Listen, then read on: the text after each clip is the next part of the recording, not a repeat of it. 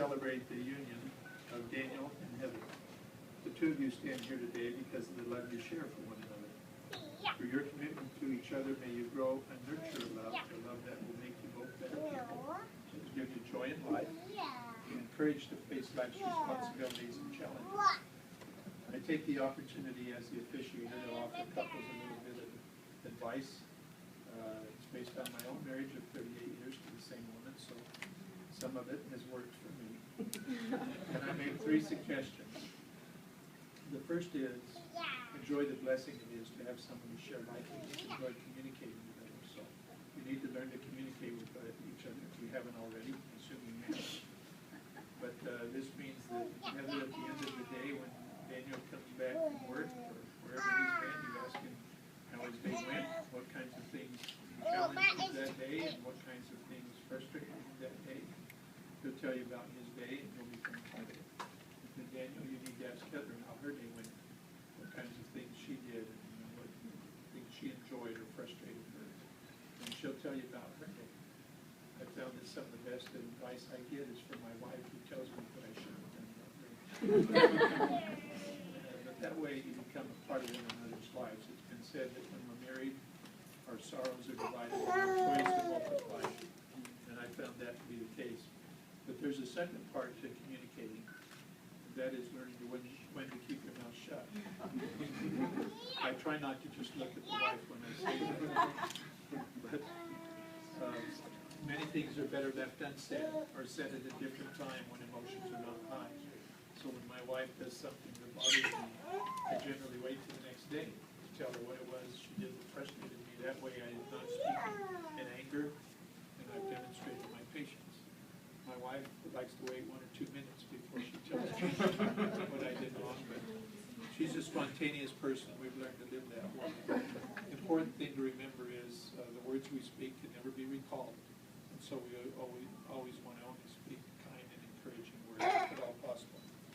My second suggestion to couples is an important one in these difficult times we live in, and that is learn to live within your means, learn to budget together, and learn not to spend money on things you don't need or on luxuries unless you can afford them.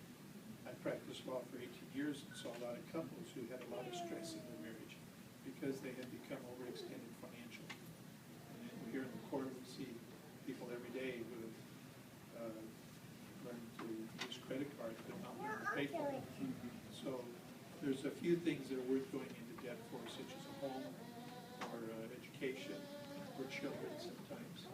But by and large, many of the things the advertisers want us to buy, we can wait until we can afford them. So I encourage you to be careful financially. You'll avoid a lot of the stress in marriage. My third suggestion is to you, Daniel. Once a week, you need to take your lovely wife out on a date.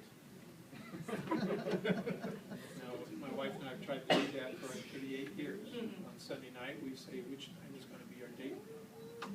And it's important to remember that in this busy world we live in, it's easy to get distracted taking care of the house and the home and the car and the kids and shopping and so forth.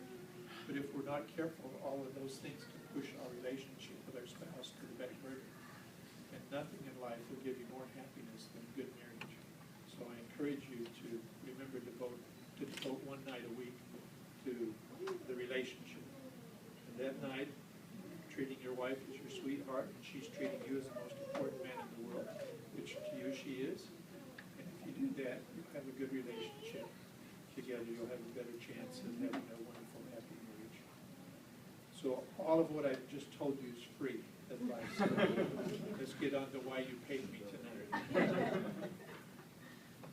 Do you, Daniel, Cody, Newville, take Heather Rochelle Gore as your lawfully wedded wife, and do you, of your own free choice covenant, as her companion and lawfully wedded husband, that you will cleave unto her and none else, that you will observe all the laws, covenants, and obligations pertaining to the holy state of matrimony, that you will love, honor, and cherish her as long as you both shall live.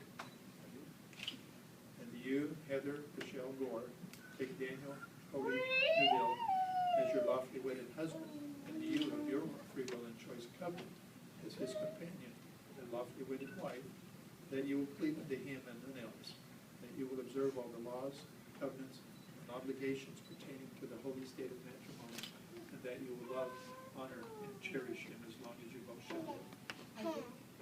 Very good. Now we have an important man at this ceremony, and he holds the rings. We have the ring bearer. If you'd like to take the rings, and we'll ask you to unlock the box. Carefully. Very good. Daniel, if you'll take the ring first and put it on Heather's ring finger.